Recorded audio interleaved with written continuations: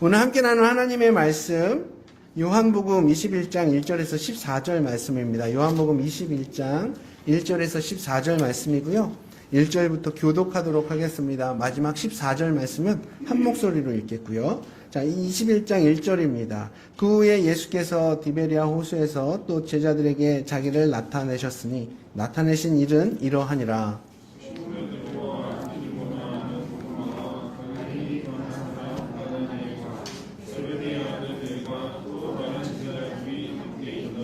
시몬 베드로가 나는 물고기 잡으러 가노라 하니 그들이 우리도 함께 가겠다 하고 나가서 배에 올랐으나 그날 밤에 아무것도 잡지 못하였더니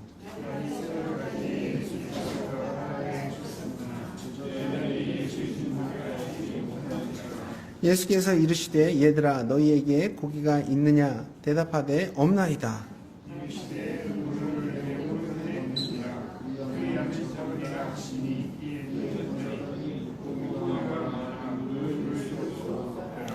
예수께서 사랑하시는 그 제자가 베드로에게 이르되 주님이시라 하니 시몬 베드로가 벗고 있다가 주님이라 하는 말을 듣고 겉옷을 두른 후에 바다로 뛰어내리더라.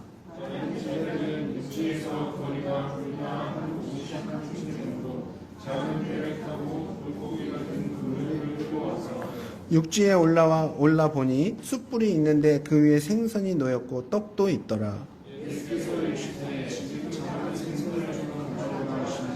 시몬 베드로가 올라가서 그물을 육지에 끌어올리니 가득히 찬 큰 물고기가 153마리라. 이같이 많으나 그물이 찢어지지 아니하였더라.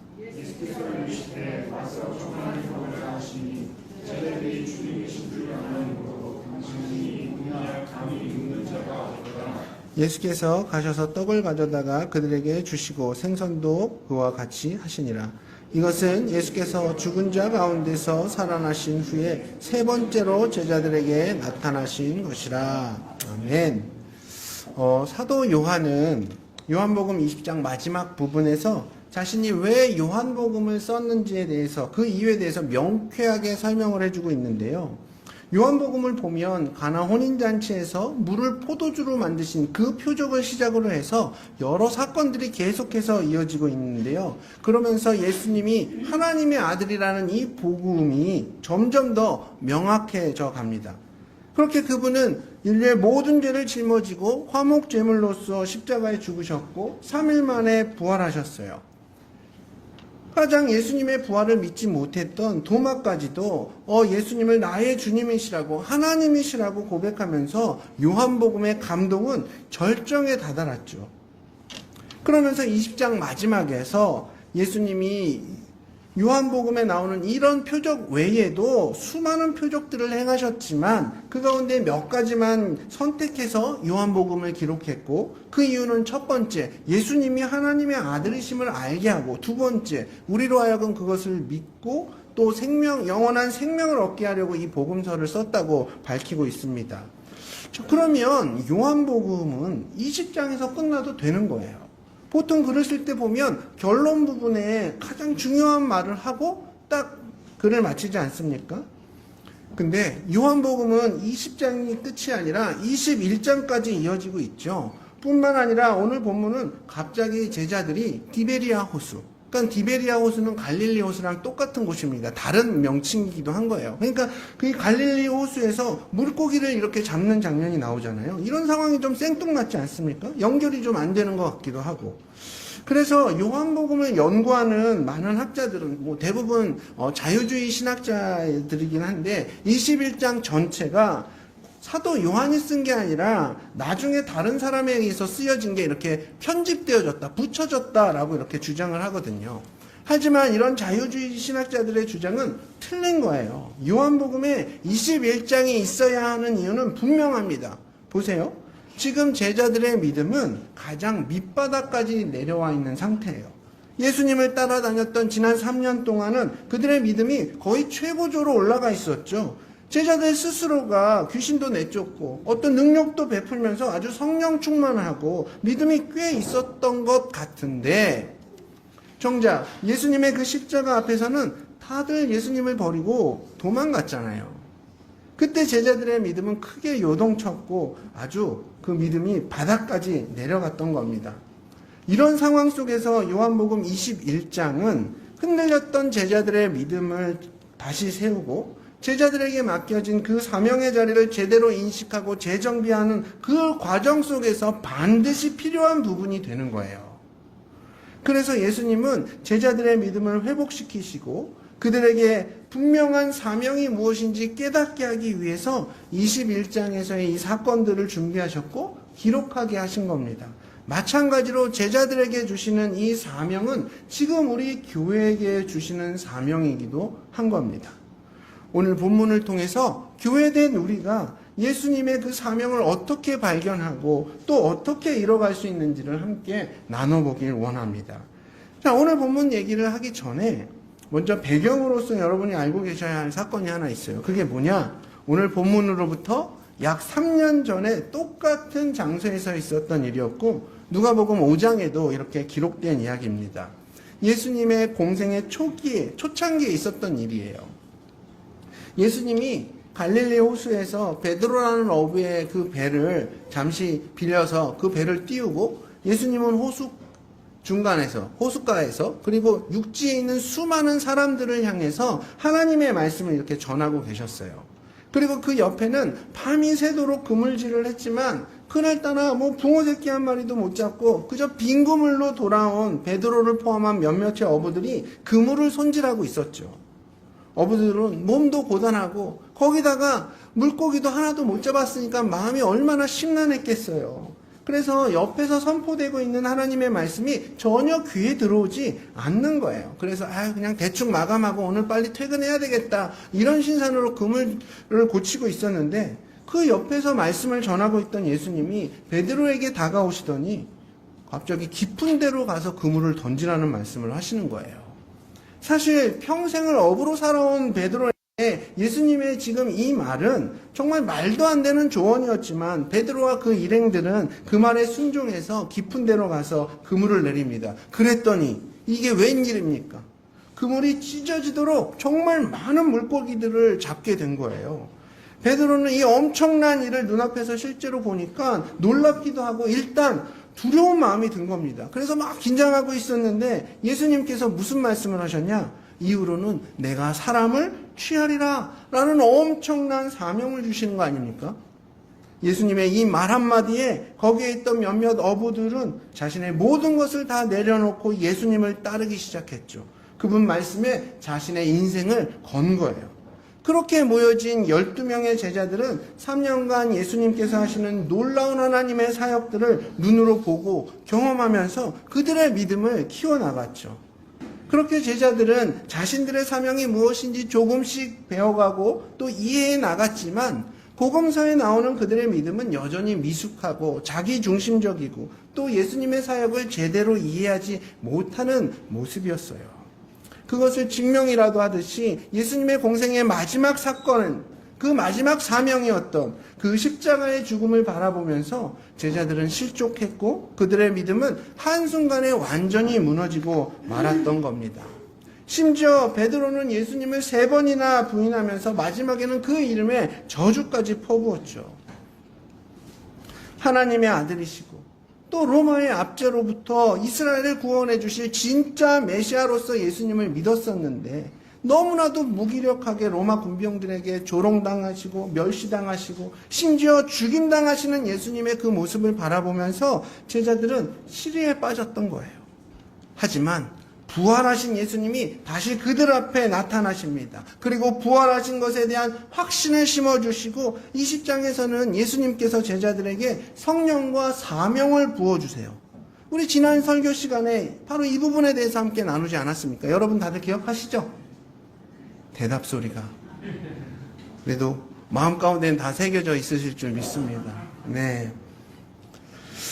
자, 그러면 상식적으로 부활한 예수님을 경험하고 그 예수님으로부터 직접 사명을 받은 제자들은 이제 어떻게 해야 할까요? 우리 생각에는 그들이 바로 성령으로 뜨거워진 마음으로 전 세계 방방곳곳을 누기면서 복음을 전하고 예수님이 행하셨던 그 놀라운 표적들을 똑같이 행하면서 정말 놀라운 사역들을 이뤄갈 것 같은데 오늘 본문을 보면 제자들은 갈릴리 호숫가에서 물고기를 잡고 있는 이 일을 다시 하고 있네요. 이 장면, 제자들이 부활하신 예수님을 만나고도 갈릴리로 돌아와서 다시 어부 생활을 하고 있는 이 모습을 보고 어떤 이들은 제자들이 자신들의 사명을 포기하고 그저 자포자기한 심정으로 전에 하던 일, 이 어부 일을 다시 하고 있는 것으로 이렇게 해석하기도 하는데 사실 그렇게 해석하기에는 무리가 있는 것 같습니다. 왜냐하면 마태복음 28장 16절을 보면 부활하신 예수님께서 제자들에게 먼저 가 있으라고 이렇게 말씀하셨거든요. 지금 제자들은 자포자기한 심정으로 지금 갈릴리에 온 것이 아니라 예수님의 그 명령 때문에 갈릴리에 와 있는 거예요. 그런데 문제는 뭐냐? 자기들이 받은 사명이 아직 뭔지를 제대로 알지 못하고 있는 거죠. 적어도 예수님께 받은 사명이 물고기 잡는 건 아닐 거잖아요. 제자들은 예수님께 분명 사명은 받았지만 자신들이 지금 무엇을 해야 할지 모르고 있는 상황인 겁니다. 일단 뭐라도 하고 있어야 할 것 같아서, 그래야 덜 불안하니까 자기들이 가장 잘할 수 있는, 가장 익숙한 그 물고기 잡는 일을 하고 있었던 겁니다. 제자들은 밤새도록 그물질을 해요. 근데 한 마리도 잡지를 못했죠. 뒤쪽으로 던져도 앞쪽으로 던져도 상황은 변하지 않는 거예요. 밤새도록 그냥 빈 그물만 내렸다 올렸다를 수백 번을 반복했는데 여전히 빈 그물입니다. 제자들은 부활하신 예수님께 성령도 받았고 사명도 받았고 그래서 호기롭게 첫 발걸음을 띄었지만 곧바로 문제 앞에 부딪히게 된 거예요. 당연히 문제 앞에서 그들의 마음은 어떻게 됐습니까? 낙심되었고 어두워졌겠죠. 오늘 본문의 배경이 캄캄한 밤이라는 게 그들의 마음 상태를 여실히 보여주고 있는 그런 장치 중에 하나인 거예요. 그렇게 빈 그물만 올렸다 내렸다를 반복하는데 어느새 동이 트기 시작합니다. 점점 환해지니까 저기 육지에서 한 사람이 서 있는 게 보이는 거예요. 제자들은 그 사람이 누군지도 모르죠. 근데 그 사람이 제자들을 향해서 먼저 말을 걸어오는 겁니다. 물고기는 좀 잡았나요? 아니요, 한 마리도 잡지 못했어요. 다시 그 사람이 크게 외칩니다. 그럼 오른쪽으로 그물을 한번 내려보세요. 물고기를 잡을 수 있을 겁니다.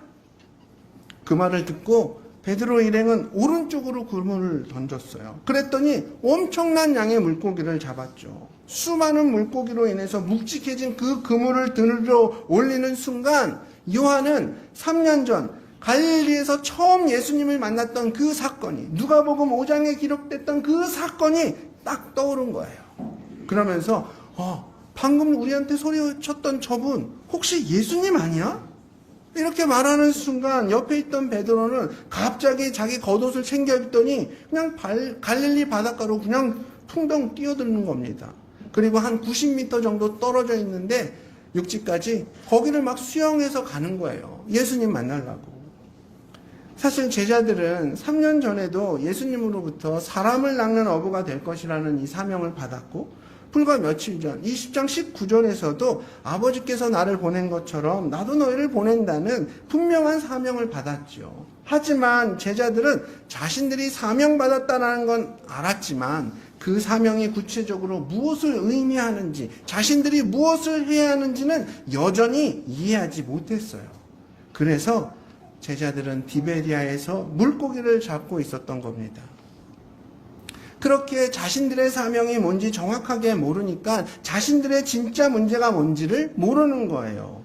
지금 제자들에게 큰 문제는 뭔가요? 제자들이 생각하는 자신들의 큰 문제는 그저 밤새도록 그물질을 했는데도 물고기 한 마리 못 잡았다라는 게 큰 문제예요.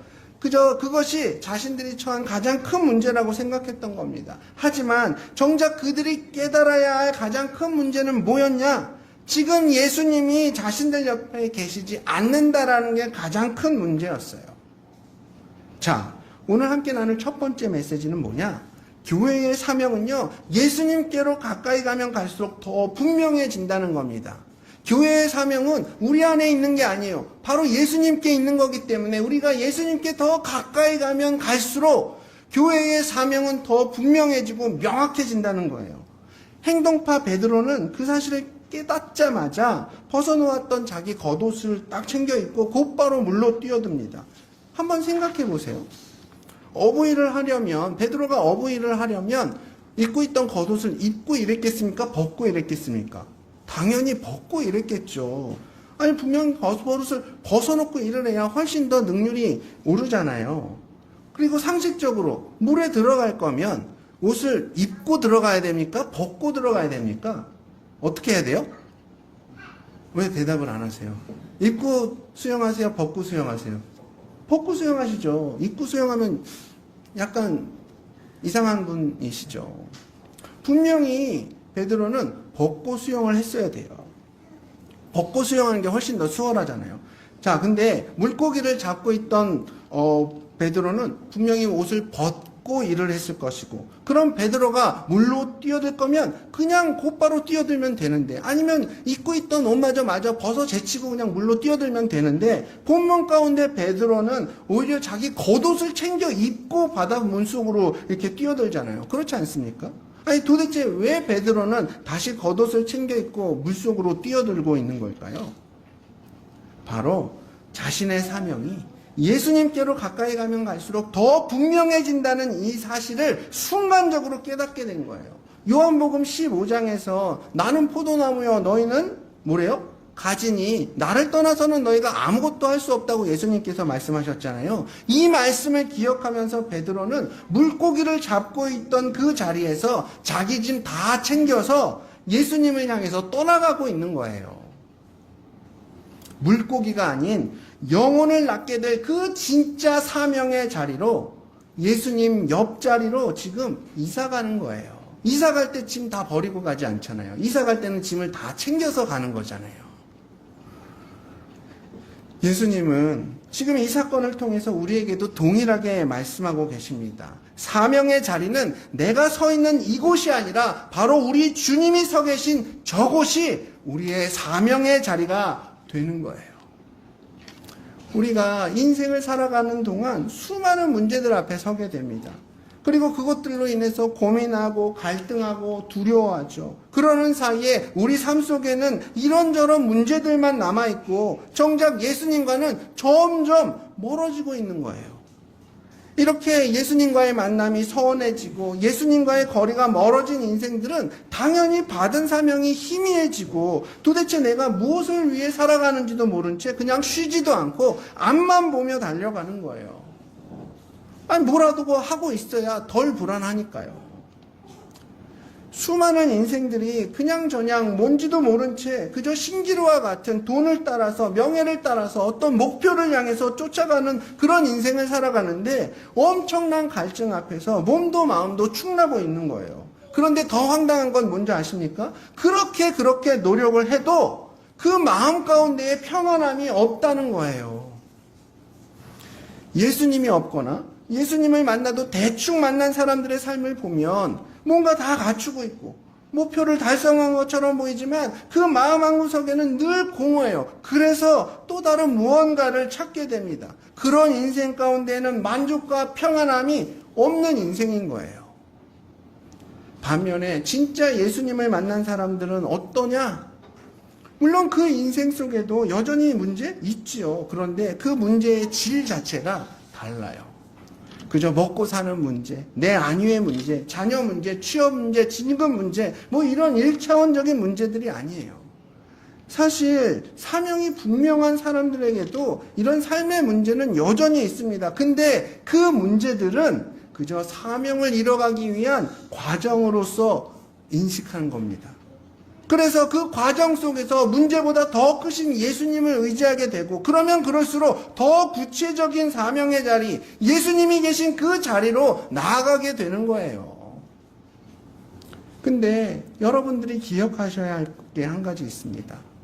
예수님이 계신 그 자리는 어떤 자리냐? 더 낮은 자리, 더 희생하는 자리, 더 섬기는 자리예요. 사실 이 땅에 수많은 사람들이 예수님의 자리가 아닌 그저 더 높은 자리, 더 편한 자리, 더 섬김받는 자리, 이런 자리로 가기 위해서 예수님을 믿습니다. 근데 예수님이 계신 자리는 그런 자리가 아니에요. 예수님께서 계신 자리는 내 위치가 높던 낮던 그거랑 상관없이 늘 겸손한 모습으로 주변 사람을 세우는 자리고요. 편하게 있을 수 있지만 얼마든지 난 그래도 되지만 내가 오히려 더 희생하며 사람들을 섬기는 자리가 바로 예수님이 계신 자리예요. 저와 우리 성도님들, 우리 한 사람 한 사람이 함께 세워가는 교회는 주님이 주신 분명한 그 사명 위에 세워져야 합니다. 교회는 내 욕망이나 내 안위의 문제를 해결하는 곳이 아니에요. 그래서 교회는 예수님을 떠나서는 아무것도 할 수 없고 예수님이 없는 교회는 정말 아무것도 아닌 겁니다.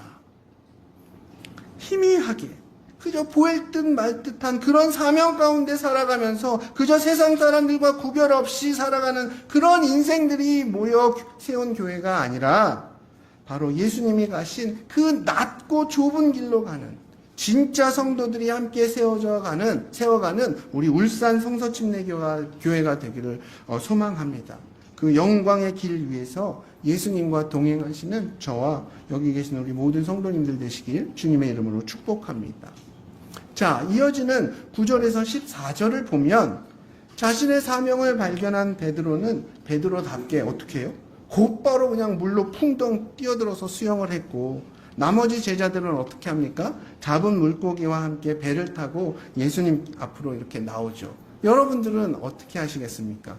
베드로 스타일이십니까? 아니면 제자 스타일이십니까? 고고하게 그냥 나는 배 타고 가면 되지 뭐 저렇게 오버야. 저는 베드로 스타일인 것 같아요. 예. 기본적으로 수영을 좋아하고 노젓는 것보다 수영하는 게 재밌고요. 또 마음이 급하잖아요. 빨리빨리 해야 되고. 그런데 예수님 가까이에 누가 먼저 왔는지 어떤 방법으로 왔는지 이것이 더 좋은 방법이라고 성경은 말하고 있지 않습니다. 중요한 건 뭐냐? 그냥 하나님이 주신 그 각자의 캐릭터대로 예수님께 가까이 나가면 되는 거예요. 자, 그러면 예수님은 제자들이 밤새도록 고기를 잡을 동안 뭘 하고 계셨을까요? 우리 오늘 보면 9절 10절 말씀 함께 읽겠습니다. 시작.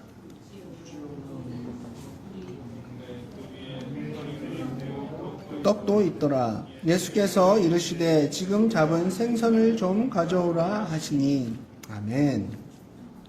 지쳐있을 제자들을 위해서 몸을 녹일 수 있는 숯불을 피워놓으셨고 예수님은 그들의 굶주린 배를 채울 수 있는 생선과 떡을 준비해 놓으셨어요. 그런데 여기서 특이한 건 예수님이 아침을 이미 다 준비해 놓으셨는데 제자들에게 뭐라고 말씀하시죠? 좀 전에 너희가 잡은 생선을 좀 가져오라고 말씀하세요. 사실 밤새 허탕만 치고 있던 제자들에게 수많은 물고기를 잡게 하신 분도 추위와 피로에 지친 제자들을 위해서 숯불을 피워놓으신 분도 배고플 그들을 위해서 떡과 물고기를 준비해 놓으신 분도 다 예수님이셨어요. 사실 모든 것을 이미 예수님께서 다 준비해 놓으셨죠. 그럼에도 불구하고 오늘 본문 10절 말씀을 보면 예수님께서는 제자들에게 좀 전에 잡은 생선을 좀 가져오라고 말씀하십니다. 그런데 좀 더 정확하게 말씀을 드리면 지금 잡은 생선들을 여기서는 생선을 헬라어에서 보면 복수로 사용하고 있어요. 생선들을 가져오라고 말씀하십니다. 9절에서 예수님께서 떡과 생선을 준비하는 장면에서는 그냥 생선, 단수를 사용했는데 10절에서는 제자들에게 잡은 생선을 가져오라고 하실 때 이때는 생선들이라고 언어에서는 말하고 있거든요. 지금 9절과 10절의 이 생선이 어떤 차이가 있는지 여러분 이해가 되시죠? 한국 성경에는 그냥 다 생선이라고 돼 있어요. 단수처럼 표기가 돼 있는데 원어로 보면 9절은 뭐예요? 단수. 10절의 생선은 뭐예요? 복수. 이렇게 사용되었다는 걸 이해하시면 됩니다. 지금 예수님은 이 식사를 혼자 준비하시려는 게 아니에요. 얼마든지 혼자 준비하실 수도 있지만, 아니 그게 오히려 더 편하실 수도 있지만 혼자 준비하시는 건 의미가 없는 거예요. 9절에서 단수로 쓰인 이 생선은 예수님 혼자 음식을 준비하시는 걸 의미하는 거고 10절에 복수로 쓰인 생선들은 제자들과 함께 음식을 준비한다는 걸 의미하고 있는 겁니다. 자, 여기서 나눌 두 번째 메시지는 교회의 사명은 우리의 헌신을 통해서, 우리 각자의 헌신을 통해서 완성되어진다는 겁니다. 자, 예수님을 통해서 더 분명해진 교회의 사명은 어떻게 완성된다고요? 우리 각자의 헌신을 통해서 완성이 된다는 거예요. 그렇습니다. 제자들이 지금 직접 잡은 이 생선들을 식사 자리에 가지고 올 때에, 그리고 그것을 함께 나눌 때에 비로소 이 식사의 자리는 온전한 의미를 갖게 되는 거예요. 예수님께서는 이미 자기 피값으로 교회를 세우셨고, 그 교회를 통해서 이루시고자 하는 주님의 수많은 일들을 다 정해 놓으셨어요. 지금도 우리를 그 길로 이렇게 이끌어가고 계십니다. 하지만 그 사역 가운데에 우리 담임 목사님을 부르셨고, 저를 부르셨고, 우리 집사님들을 부르셨고, 우리 성도님 한 분 한 분을 부르셨어요. 그리고 이 교회의 사명을 나누어 주셨습니다. 그럼 여러분은 어떤 사명을 받으셨습니까? 교회를 통해서 이뤄가시는 그 주님의 뜻 가운데 과연 우리 성도님들은 어떤 역할을 감당하고 있으세요? 그렇게 우리가 만약 사명을 받았다면 모두가 사도들처럼 막 복음 들고 원대한 꿈을 꾸며 세계 곳곳으로 해외 선교를 나가야 합니까? 아니면 하손자매처럼 다시 신학교 들어가서 막 대학원 공부해야 됩니까? 우리가 보통 사명이라고 하면 어떤 거창한 사역에만 국한시키는 그런 경향이 있는 것 같습니다. 하지만 교회를 세워가는 사명은 아주 작고 소소한 일들, 그리고 개인적이고 일상적인 일로부터도 얼마든지 시작할 수가 있거든요. 제가 예전에 한 성도님께서 큰 수술을 하시고 이렇게 회복하는 그 기간에 병원에 신방을 간 적이 있습니다. 그리고 뭐 병원 신방 가면 흔히 하는 그런 대화들 있지 않습니까? 그런 대화 나눴어요. 수술 결과가 어땠냐? 앞으로 필요한 조치들은 어떻게 진행이 되냐? 회복의 기간은 어느 정도 소요되냐? 특별히 기도 부탁하실 건 없냐? 뭐 이런 대화가 오고 갔죠. 그러다가 마지막에 그 성도님께서 제게 이런 말씀을 하시는 거예요. 하나님께서 나에게 이렇게 아픈 경험을 하게 하신 이유가 있는 것 같다고. 아파 보니까 아픈 이들의 심정을 너무 잘 알게 되었다고. 이런 경험을 통해서 이제 남은 내 인생은 교회 지체들 가운데 아픈 이들을 돌보면서 같이 기도하고 위로하는 그런 사역에 내 남은 인생 헌신하고 싶다고 이런 말씀을 하시는 거예요. 너무 감동이 되었죠.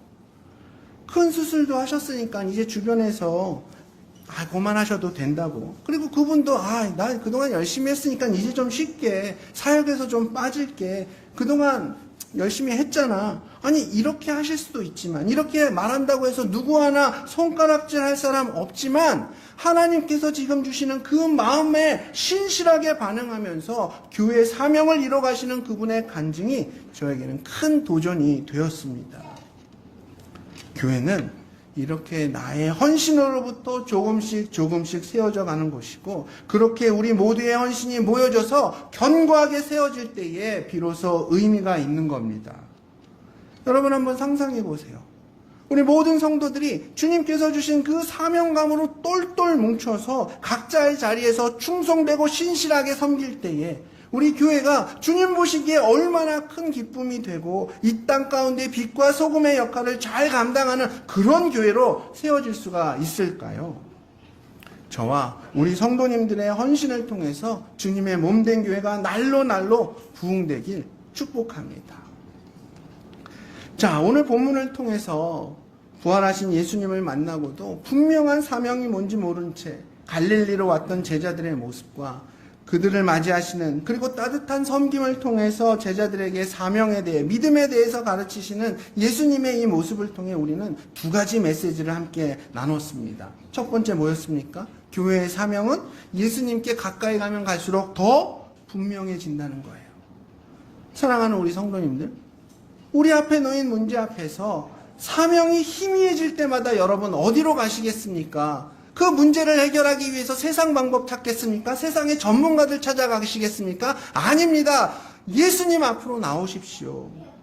예수님께 더 가까이 나오셔야 돼요. 그럴 때에 교회의 사명은 더욱 분명해지고, 그 사명을 이뤄가는 과정 가운데에 문제보다 더 크신 예수님께서 우리의 문제들 모두 해결해 주실 줄 믿습니다. 두 번째 뭐예요? 더욱 분명해진 교회의 사명은 뭐를 통해서요? 우리 각자의 헌신을 통해서 완성되는 겁니다. 예수님께서 모든 것 다 준비해 놓으셨고 혼자서도 얼마든지 이루실 수 있지만 우리의 헌신이 없다면 그 사역은 의미가 없습니다. 저희 집에서 이렇게 요리를 하거나 청소를 할 때 섣불리 제가 끼어들 수가 없습니다. 끼어들면 오히려 방해된다고 성미사모가 싫어해요. 그래서 저는 집에 들어가면 늘 소파에 앉아 있습니다. 근데 눈치 없이 또 늘 앉아 있기만 하면 또 잔소리를 들어요. 한번 버럭하면 또 깨갱하며 바로 설거지를 합니다. 중요한 건 뭐냐? 교회 사역은 집안일은 잘하는 사람이 하면 돼요. 그러나 교회 사역은 모든 성도들이 함께 이뤄갈 때에 의미가 있는 겁니다. 그럴 때의 교회는 더욱 견고해지고 더욱 완전해지는 겁니다. 오늘 이 말씀들을 기억하시면서 우리 각자의 자리에서 예수님과 동행하시고 더욱 분명해진 사역 앞에, 사명 앞에 헌신하시는 저와 우리 모든 성도님들 되시기를 축복하며 오늘 말씀을 마치도록 하겠습니다.